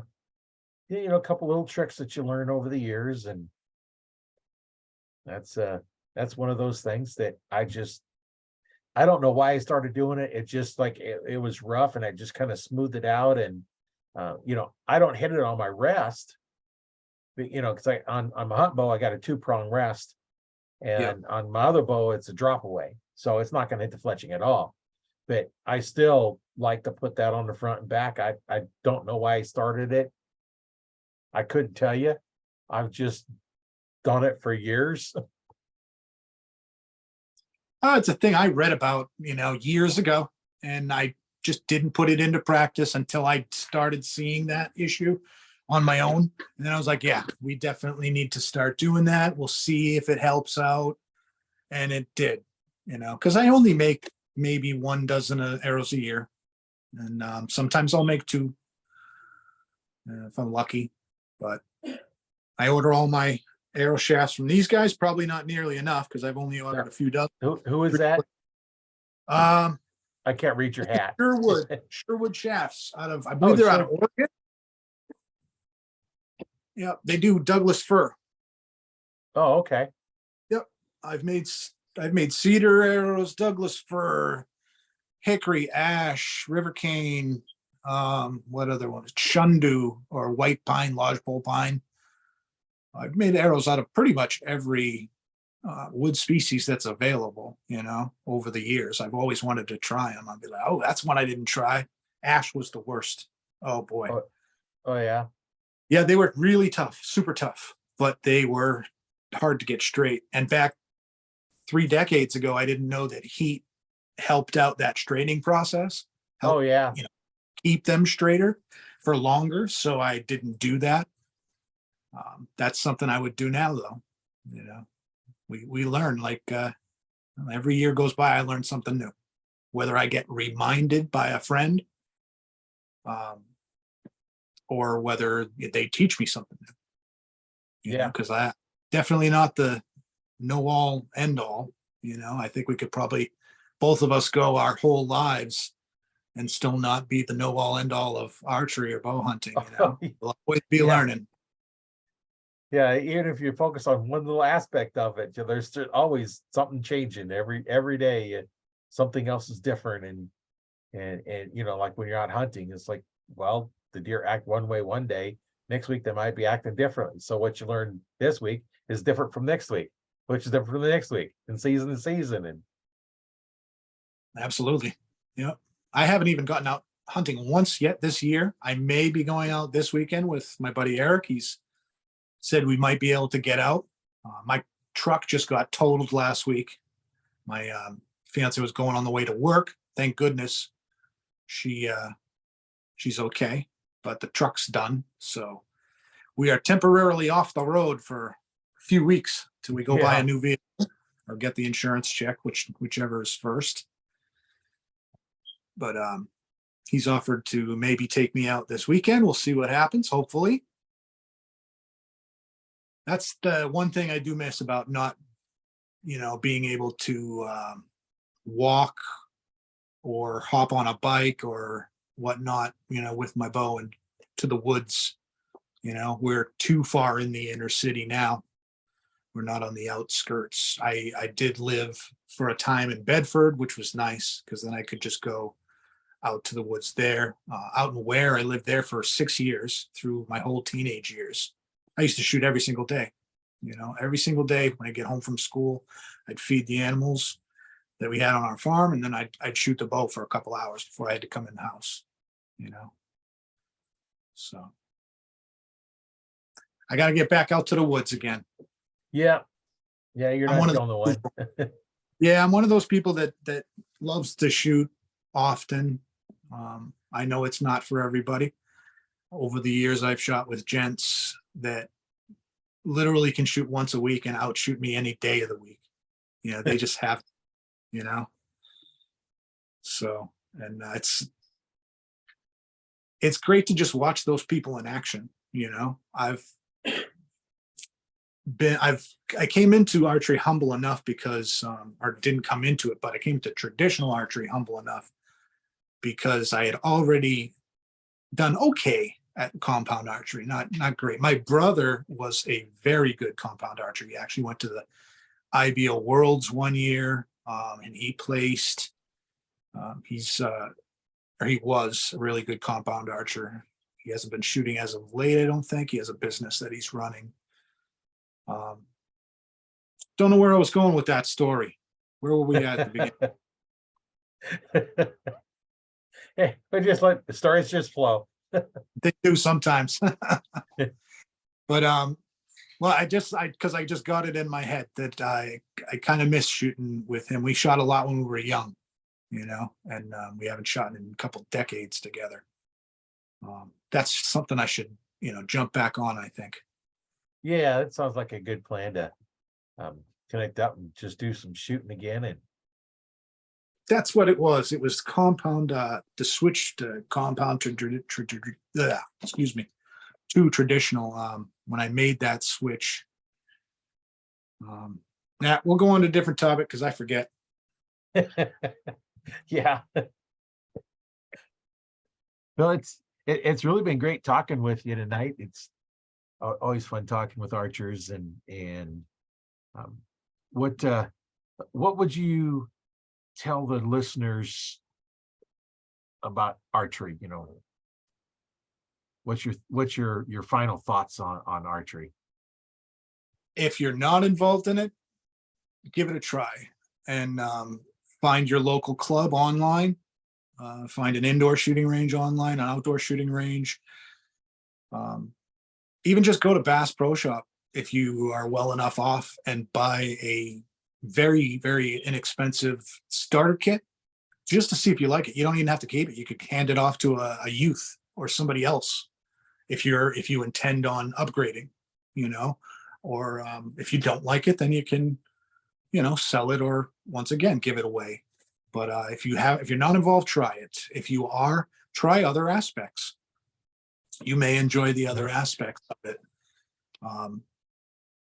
For years, like I said, I was a gearhead. I loved going and getting that new piece of gear and seeing what that would do to my shooting or to my bow performance or whatnot. And then when I got involved in that, everything from leather crafting to woodworking, I started, I think that's probably the nicest quiver that I've made. It's a side quiver that I can wear over my side. And it's got a belt loop on the other side. I can wear it as a belt quiver. It comes all the way down to my ankle, but it's still off the ground. And I can also wear it as a back quiver. You can do things like that. And legitimately, that's the only quiver I'd ever need to use again.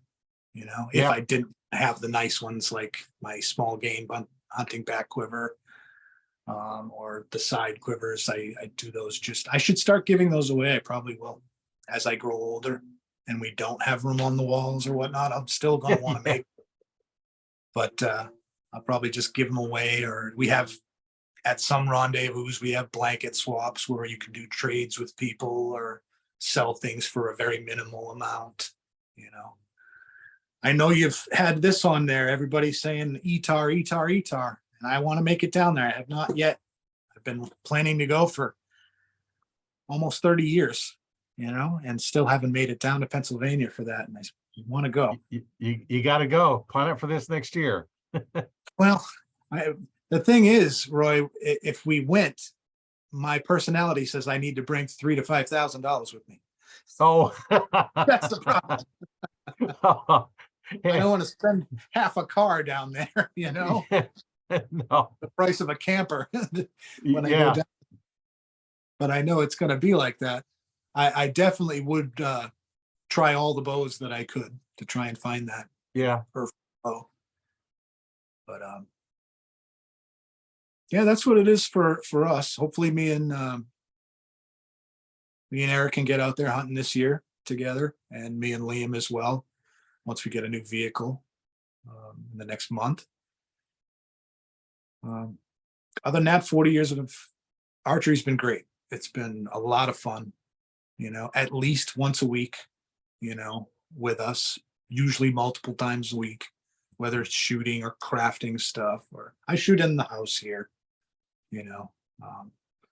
we have a system set up where everybody knows when I'm shooting and where to be at that time. I only have 8 yards, but it's from room to room, and it's very careful. No windows or anything around. Yeah. And so, yeah, I mean, I get to probably practice more than the normal person, in the inner city. But we have a couple of public archery ranges in New Hampshire, which is nice. We have the Bear Brook Archery Range in Allenstown. And then we have Owlbrook, I want to say. It's up north, New Hampshire. I don't know exactly the town. Holderness, maybe. Then we have, probably a couple dozen fish and game clubs that you can join up to, or regular archery clubs. I'm getting some paperwork in the mail from a Merrimack Archery Club that's called the Watonic. It's my favorite 3D course in the state, just because of the scenery, not even because of their targets. The trail walk and the scenery on the second half is bar none, beautiful. They have hundreds, if not thousands, of water lilies out there sometimes. And Oh, in the yeah. spring. Oh yeah, that's why I named my daughter Lily. Yeah, I've been going to that shoot since I was 8. Always, every summer I looked forward to seeing the flowers when we go out there. I just became a member of another bow hunting club out in Auburn. It's actually the Manchester Bow Hunters. We were family membership there for a couple of years, but then we let it lapse over the COVID and then just went back for it again. So yeah, become members of your local clubs. And you don't even actually be a member, just get in touch with them and they'll let you try things. They'll say, hey, come on down. We'll get a couple, a mentor or two out there to be with you while you're trying the sport out. And if you tell them, hey, I want to try it out, but I don't have any equipment, they'll probably be willing to. Everybody is so friendly, when it comes to archery. Really, you're talking like an 85 to 90%, I would say, friendly rate, Yeah. of people really that are more than willing to show you or give you hints or this and that. Now, you can't listen to everybody. That. Yes. I think you'd have to use common sense and your good judgment on who not to listen to as a human if they wanted to try archery, but they'd find out who the people to listen to and who aren't in a quick fashion. But yeah, try it out if you haven't. And if you have, try other aspects of it. It might not, if you're a traditional guy, a lot of traditional guys will curse me and hang me on the cross for this, but I don't have anything against crossbows. I don't have anything against compound bows, because that's kind of where I came from, was compound bows. So they Right. still actually interest me. I still like watching them. I still watch a ton of hunting videos with compound bows. The Hunting Public's one of my favorite YouTube videos to watch, and those guys are all compound shooters.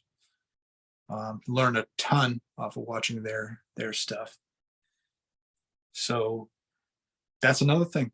Get on Facebook groups, ask questions like yours, show a video of yourself shooting. If you have access to equipment, ask, hey, Roy, or other people, what am I doing wrong? How can Yeah. you help become better? When somebody Yeah. becomes better at something, they enjoy it more. They get more passionate about it. If everybody just missed the target every single time, well, they wouldn't stick with it for more than a couple weeks. No. So start people close. That's another thing. Start shooting Oh, yeah. close. Don't start. Get somebody who can help you have good form. Start shooting close. Then take it a yard back at a time, or however you're taught to do it, a foot back at a time, a yard, 5 yards back, whichever. But yeah, get involved. That's it. Biggest advice, just get involved. That's it. There's too many clubs out there to not, and too much access nowadays with social media and the Oh, internet. yeah. Literally Google search anything. So you Google search my local archery club, it'll have, and then when you get to that archery club, you know, you don't have to tell them, hey, I don't like your place, but you could be like, is there any others around? You know, I'm looking to meet other people. I'm looking to, you know, we've got a place up in Rochester, New Hampshire, Coyote Creek Archery. They have a great indoor range, you know. I've not made it up there yet. I've been to Coyote Creek, but since they've put in the archery range, I haven't been there. I want to go up there, you know, not to so much feed them business because I do custom stuff and I make my own stuff now, but I want to shoot next to some other people. I want to make friends Right. with others, you know, and I think that's a good thing it's good for us older people to not be antisocial and to get out the house. And it's also good for the younger crowd. Right. You gotta not only get them involved in archery, but just get them away from the TV, get them away from the video game. I'm not gonna lie. It's not an issue with our son. We tell him to put down the controller or put down the remote. You're going to shoot the bow. Let's go. And he's usually with bells on to do it. But this year has been different. He's got a girlfriend and he's got a job. Yeah. So the girlfriend and the job has been taking precedence over shooting the bow this year. Yeah. But we did tell him once, you're coming to a rendezvous with us for 2 days. And at first he shuffled his feet and he wasn't, you know, I'm not going to be able to have service and talk to my girl, blah, blah, blah. He had a great time. You know, Get her into archery and take her along. I've already said that. And yeah, my fiance, my wife said the same thing. Let's bring her, you know, and eventually that might happen, you know, if they've only been together a year, but if they continue on, then that may very well become something. I hope it does. Yeah. Well, one way to get her into archery, you know, just get her a bow and figure out she needs a right or left-handed bow and get her a light one and say, here, you know, go out and shoot together. Here, yeah. We've got kids' bows here, just in case, you know, the Nicole, actually, we found out after 12 years of her shooting, she is cross-eye dominant. So she's been shooting right hand her whole 12 years, and she's left-eye dominant. So we tried her shooting a left-handed bow with the kids because we knew it was going to be, you know, she wasn't going to be as strong. And she did it. And she's like, you know, I'll have to work at it, but maybe this will work for me. Maybe this will be more enjoyable. So we're going to try that. I think she's aching to get a new custom bow made for a left-handed shooter, though. Yeah. Have to get a purple one. Yeah. Yeah. Well, you know, it's better in the long run if you do, but sometimes you can't because of other physical, you know, limitations. But you know, hey, if you can shoot that dominant eye, you're going to be much better at your eye-hand coordination shooting your dominant eye. Oh, absolutely. Yeah. I do like that you've had some of the really big names. Well, some of them, you know, especially on the competitive side, the 3D side of the traditional archery on as of late. You know, I've scrolled through your Spotify list and I see a lot of names that I'm friends on Facebook with, or I watch their, you know, their posts that they put up and whatnot. And you've had them on, and that's enjoyable. I like that a lot. I hope you continue on with that. Not just, you know, traditional guys, but also compound guys as well.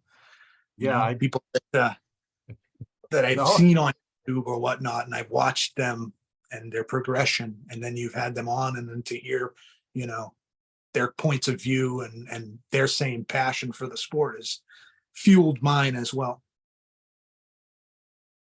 Yeah, that's what my goal is, you know, to be able to have a place where, you know, we can all learn from each other and you know, talk archery, and that's, you know, that's where I'm going with it, and that's where, you know, I want to go. And you know, I learned something from all those people I talk to, you know, whether I'm, you know, I normally do compounds. I have a recurve. I don't shoot it much, But I learned from them.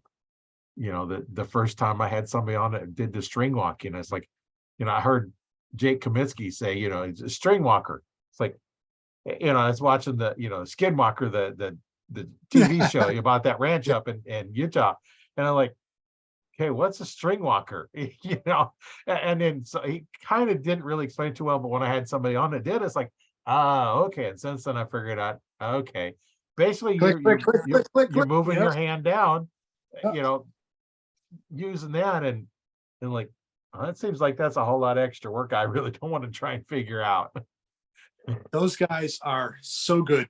They really are. Some of them. They're yeah, I mean, each wrap around the string, you're going down with your thumbnail. So that is so precise. Oh yeah. I've not tried it yet.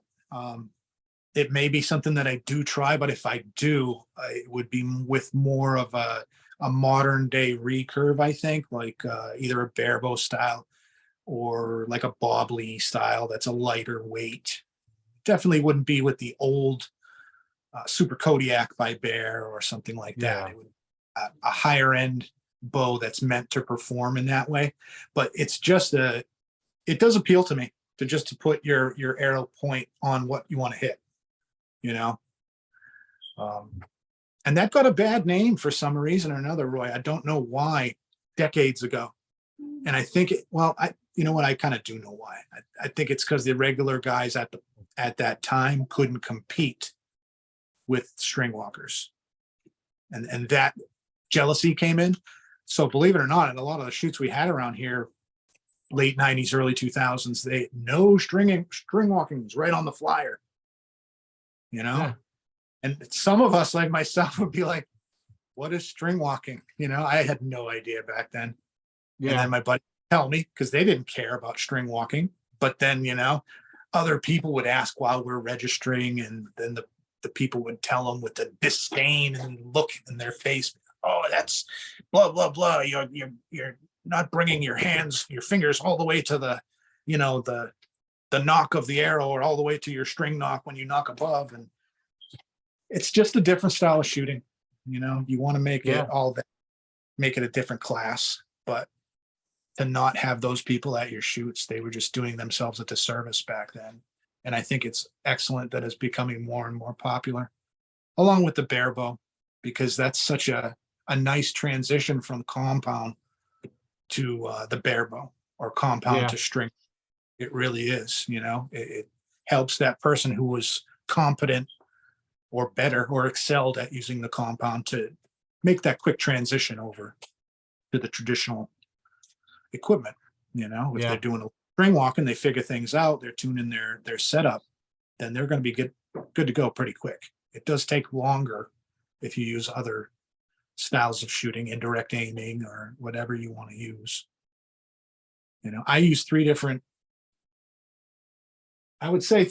styles for three different bows. The self bow I don't shoot the same as the longbow, and I use it like a J hook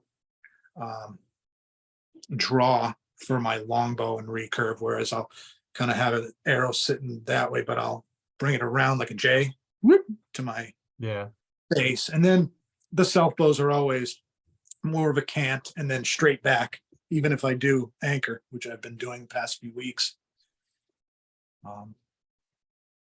There's so much in archery. Really, there's so much. You could literally, like me, own a compound on the wall and then three other different styles of bows, and not even, touch one week, one another, and then start that process all over again.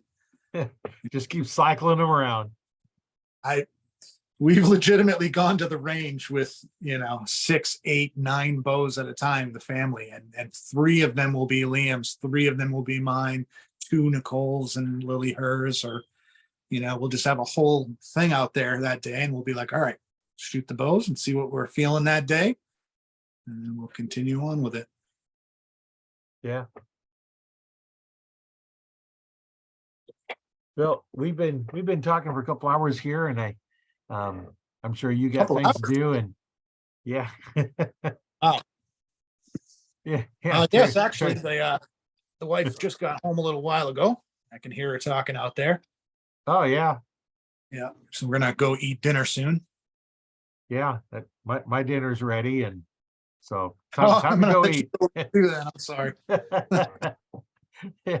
Yeah, it's been great talking with you, and we'll definitely chat later, and we'll just keep this going. And for those that are listening, um, stay tuned for the next one.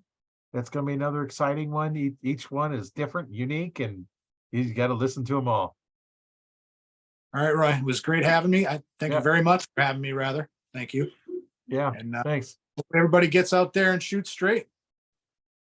Yeah, my name is Roy Canterbury. I've been your host today on Arch Talk 101, and we'll see you